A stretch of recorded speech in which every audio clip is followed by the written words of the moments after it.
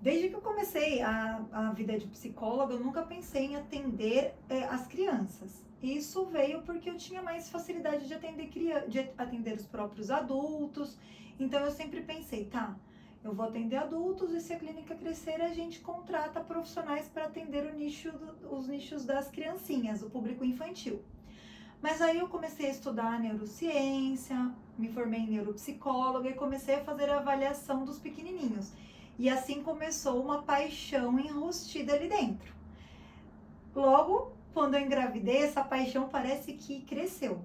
E na verdade, uma das coisas que foi me aproximando do público infantil é que trabalhar com criança é realmente a prevenção.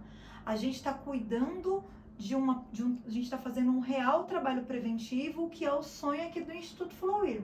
Mas mesmo quando as crianças estão com algum diagnóstico, elas já nasceram com diagnósticos como as crianças neurotípicas, ainda assim, o melhor manejo é no momento da infância, né? A intervenção precoce é realmente a melhor escolha.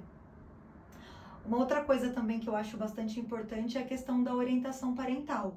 Eu comecei a perceber, quando eu atendi os adultos, inclusive os meus próprios pacientes, queixas relacionadas aos atendimentos infantis.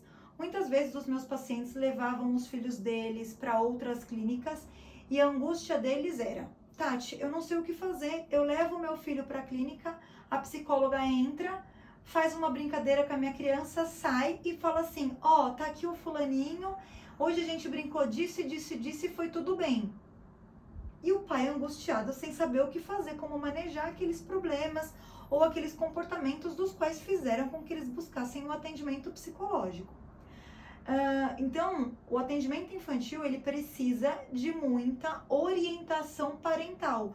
Como os pais devem conduzir comportamentos disruptivos, quem são os profissionais que os pais devem procurar caso haja um diagnóstico clínico naquela criança, o que os pais devem fazer, como eles devem se organizar, onde eles têm que pôr limite, onde que eles têm que dar afeto, o planejamento familiar, porque muitas vezes a família vive na correria do dia a dia e nem imagina como deve planejar a rotina com as crianças.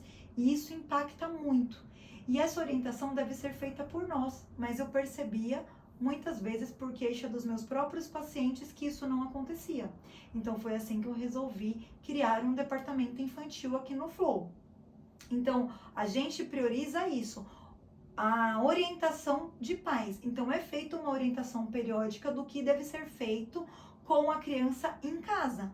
Os pais, eles precisam ser manejadores de comportamento também. Eles precisam ser fortaleza para suas crianças. E muitas vezes eles só não fazem porque não sabem. Acho que vai dar para tirar bastante.